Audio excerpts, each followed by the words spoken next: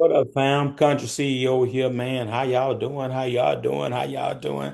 This is Thursday, man. Look, we bringing this series almost to a close. Last video will be tomorrow, talking about how to thrive in the dump truck business as an owner operation under the Trump administration. Man, listen. Number four of this week is prepare for economic shifts. Number one, expect seasonal fluctuations. The dump truck industry often slows in winter or during budget delays. Y'all know that, right? During the winter, my winter is different from your winter if you're on the East Coast or in the Midwest, right? We don't have cold, and when we say cold, y'all laugh at me because cold for us is 32, 30, 28. It get to get around there, man. We like, what the freak is going on, right? Because that's cold for us.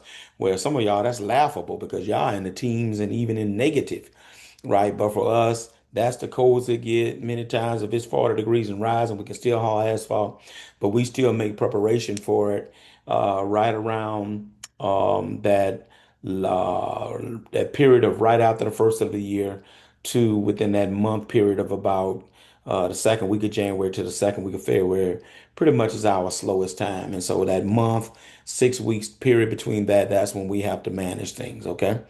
All right.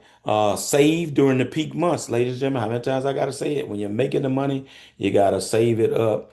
And then also, I was talking with, I had a shout out to Donna Hampton and her husband talking today about. I asked them what were they gonna do during the winter, and they said, well, they're gonna do the snow plow. I said, okay, cool. And then also there are other seasonal things that you can look at as you prepare for that winter season, right? So here's the thing. Don't fear the seasons. Don't fear. Don't let it have you with all kind of anxiety and panic. But prepare for them so you can thrive. You know it's coming, right? I got an oak tree in my yard, man, and right now all you see is that doggone squirrel running up and down that tree every day, up and down that tree every day. What is he doing? He's gathering the nuts that are fell on the ground and he's taking them up to his nest because he know wintertime is coming. That's a nugget right there. All right. Not only we should expect seasonal fluctuations, but understand political shifts.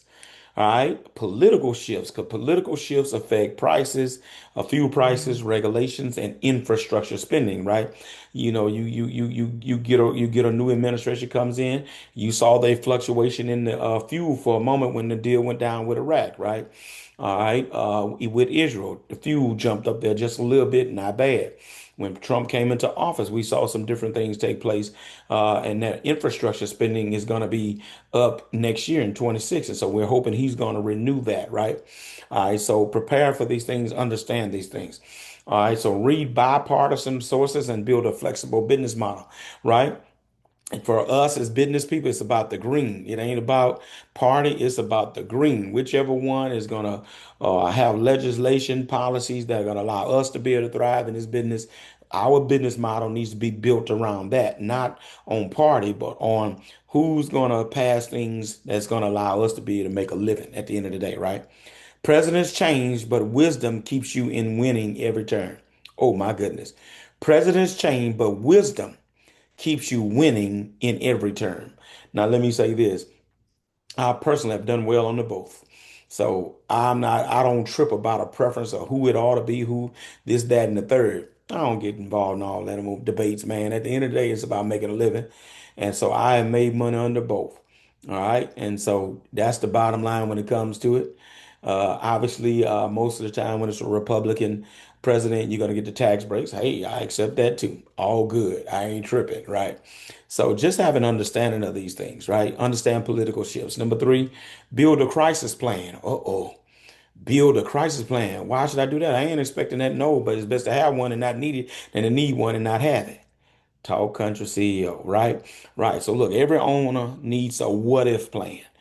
Every owner needs a what if plan, right? So list your backup options for income, repairs, that truck breakdown, and health emergencies. Let me say that again. You have a what if plan for income. If your income gets stopped for some reason, how are you going to pay your bills? What's your plan B and C for that? Truck breaks down. How are you? Truck gonna be down a month or two. How you gonna pay your bills? Have you a plan A, B, and C? And then health emergency. You're the driver. You can't go. How are you gonna plan for that, right? Those who plan during peace will stand during strong storms. Ooh, I'm gonna say that again. That just sounds good. Those who plan during peace will be able to stand during strong storms. That's good stuff right there, man. Listen, that's all I got for you. Look, I'm just trying to tell you um, that you got to prepare for economic shifts, man. Prepare for economic shifts. Hit the like, subscribe, notification bell. Country CEO, I'm gone.